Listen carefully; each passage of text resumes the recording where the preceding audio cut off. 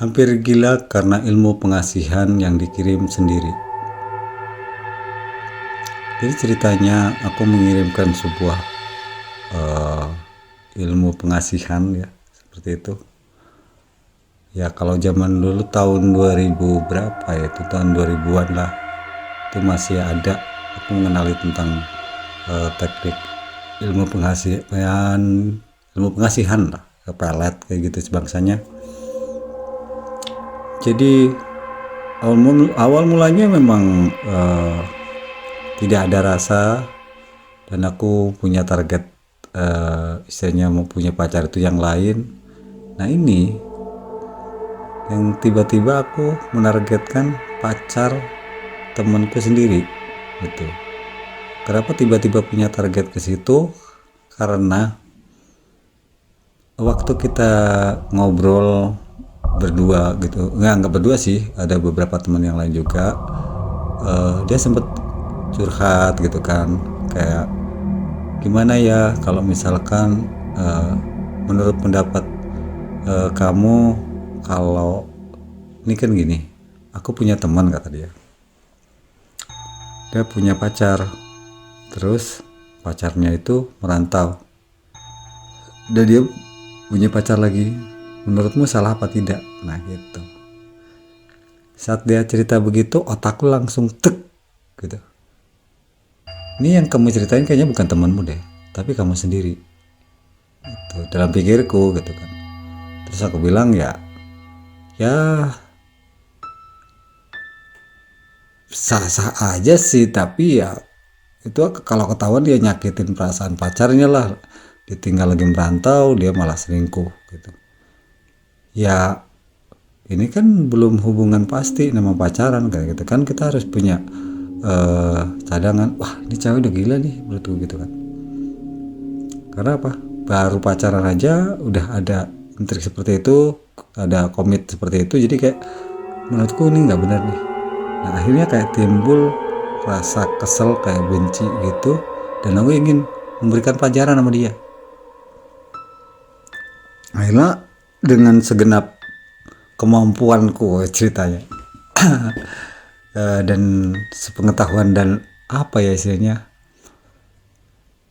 yang aku punya istilahnya gitu. Jadi aku mencoba untuk menggunakan kemampuanku, dan itu pun sebenarnya belum pernah aku gunakan ya untuk wanita lain. Jadi di sini aku menggunakan sekalian jajal ilmu lah intinya gitu. Aku bertirakat waktu itu 3 hari 3 malam, dan aku itu dibimbing oleh pamanku yang spiritual juga, yang jago menggunakan hal-hal seperti itu gitu kan, hal pelet dan sebangsanya, pengasihan. Aku dibimbing oleh dia menggunakan teknik bunga apa waktu itu, bunga kantil kalau nggak salah. Jadi aku megang 2, satu dipegang aku, yang satu ditanam di depan rumahnya, dan aku tirakat puasa 3 hari 3 malam. Dan pamanku berpesan bahwa aku tidak boleh melihat atau bertemu secara langsung, bertemu dengan dia gitu. Nah ketika aku ngerasa jenuh di rumah, dan aku jalan-jalan ke musola tempat kita ngaji bersama. Nah setelah kesana aku memastikan di dalam musola itu ada dia atau tidak.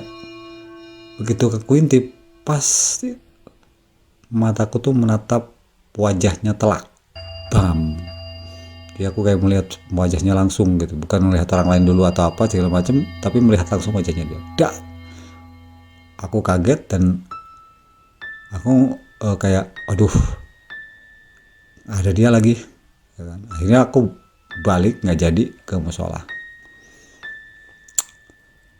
Di situ aku nggak tahu ya, merasa bahwa itu gagal atau tidak ya, karena yang aku pikir ya kak, pamanku bilang bahwa tidak boleh ketemu langsung gitu kan, itu berarti kan langsung aku ngeliat dia ngeliat gitu kan, tapi kalau ini kan cuma aku doang yang ngeliat gitu, walaupun nggak tahu lah itu batal atau tidak gitu.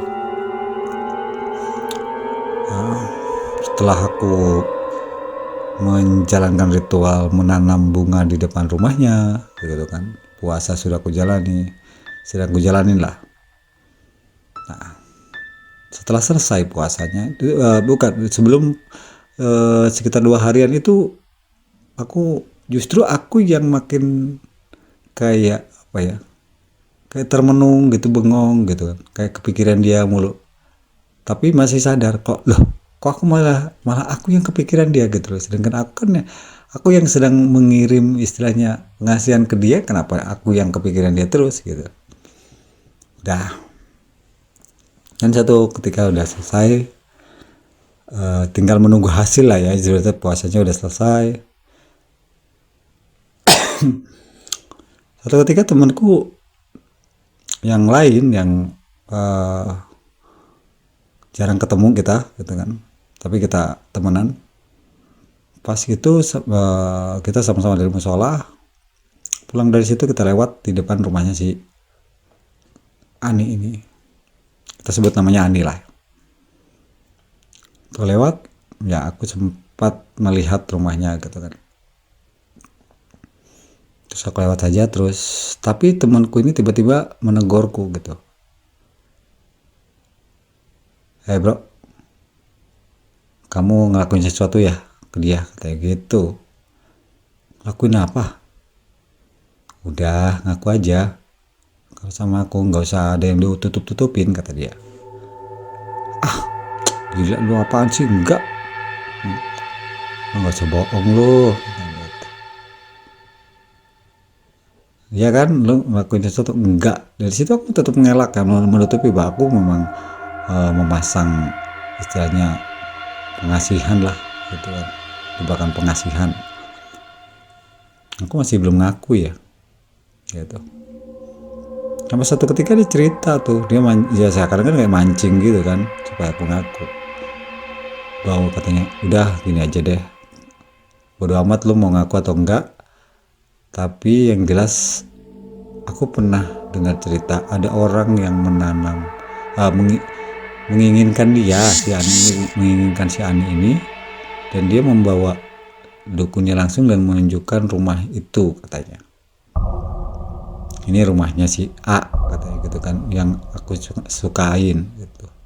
Dia minta bantuan dukun supaya bikin si Ani ini suka sama itu orang.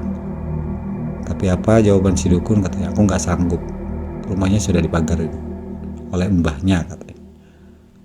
Jadi dia menunjukkan lah bahwa rumahnya itu ternyata dipagarin dan ditaruh sosok yang tinggi besar hitam, tangannya aja tuh sebesar, katanya jari-jarinya aja tuh sebesar jari apa pisang Ambon, katanya gitu kan. Waduh, serem amat nih gitu kan.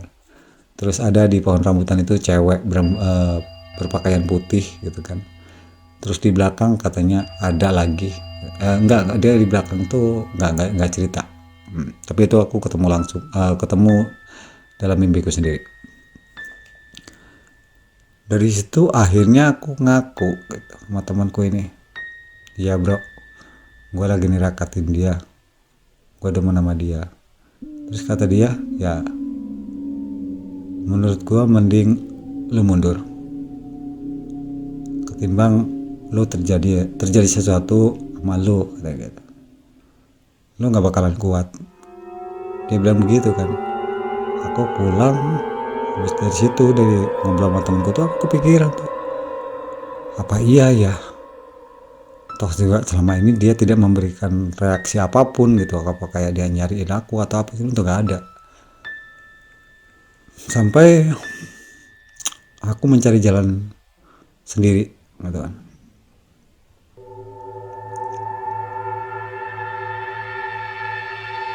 Aku tirakat, bukan tirakat, aku wiritan lagi, aku tambah lagi gitu kan. Di rumah kosong aku wirid gitu kan, sampai terdengar ada suara tapak kaki datang, langkah kaki datang ke depan rumah gitu kan. Kebetulan rumah ya,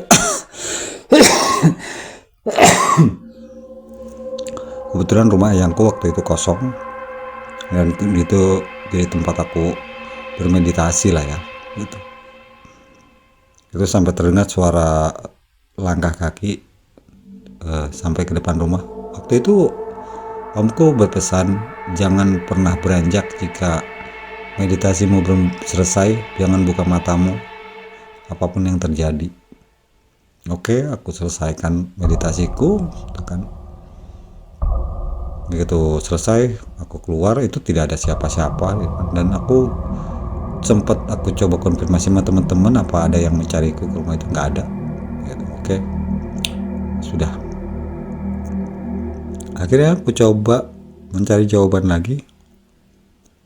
Bunga yang satu lagi yang ada di aku itu aku taruh di bawah bantal saat aku tidur. Dan waktu itu aku ucap begini, aku minta jawaban apa yang sebenarnya terjadi, kenapa dia tidak bereaksi apapun gitu. Malam harinya beneran kejadian itu mimpi. Di mimpiku itu ketemu sama si Ani ini. Bukan ketemu ya, tapi lebih aku ngeliat dia gitu. Aku ngeliat dia itu lagi bermain sama dua anak kecil, ya gemuk-gemuk lah, segar-segar, kembar itu.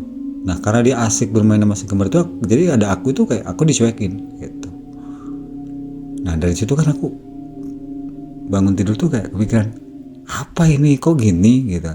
Aku pikir nanti bakalan aku ketemu sama sosok-sosok penjaganya dia yang serem, terus ada yang di samping rumahnya atau apa gitu kan, tapi ternyata bukan itu gitu. Akhirnya aku samperin itu temanku yang pernah bilang suatu hal itu, dan aku bertanya sama dia, itu aku dapat jawaban yang sangat mengagetkan sekali. Kata temanku ini, dia bercerita, ya pantes lah gak bakalan kena katanya. Orang dia dijaga oleh adiknya. Kenapa dia bilang adiknya? Ternyata di belakang rumahnya dia itu adalah kuburan adiknya yang keluron, kembar gitu. Jadi ya itulah yang menjaga dia gitu. Makanya dia safety, dia aman, dia tidak bisa ditembus oleh aku. Selain itu juga ada benteng-benteng lain yang membentengi. Dan akhirnya misiku batal. Jadi aku yang makin kayak orang gila, kepikiran dia terus gitu kan. Terus setelah kepikiran dia terus, aku memutuskan untuk udahlah, kayaknya aku harus menjauh. Kebetulan aku itu tinggal di tempat pamanku kan, lagi merantau gitulah. Akhirnya aku putusin untuk pulang kampung. Ya salah satu untuk menghindari hal itu gitu kan, karena ini kayaknya terjadi error nih, jadi malah berbalik, aku yang kepikiran dia terus. Setelah aku pulang beberapa minggu lah, aku dapat kabar dari tanteku, dia nyariin si Ani ini sering bolak-balik di sekitaran situ dan selalu ngeliatin rumah tante. Lah di situ aku kan berpikir lagi, lah kenapa ini? Kok bisa begitu gitu kan? Apa baru sekarang efeknya gitu? Akhirnya aku udahlah, karena aku juga udah pulang kampung gitu kan, jadi terserah gitu kan, mau gimana lah. Aku juga mungkin aku ngerasa salah juga, itu hal yang nggak baik lah ya aku tempuh gitu kan. Jadi ya udah aku biarkan begitu saja gitu, walaupun entah itu mungkin dia benar-benar sudah mulai kena gitu kan. Nah singkat cerita, sudah beberapa tahun tidak bertemu. Apa yang terjadi kawan? Dia hamil duluan. Jadi sebelum nikah dia sudah hamil dan dinikahkan segera karena sudah berbadan dua. Sama siapa? Apakah sama temanku tadi yang saat merantau? Bukan. Sama pacarnya yang baru, karena aku udah lama kan, mungkin udah putus sama temanku yang katanya kaya. Jadi dia tidak bisa ditembus dari benteng mistisnya, tapi tembus juga oleh benteng materi. Meleleh juga bentengnya oleh materi. Aku di situ langsung, ya elah, ternyata kalahnya cuman pakai duit. Oke, begitulah teman. Ternyata pelet uang lebih ampuh ketimbang pelet tirakat. Oke, kita jumpa lagi di cerita berikutnya di lain kesempatan.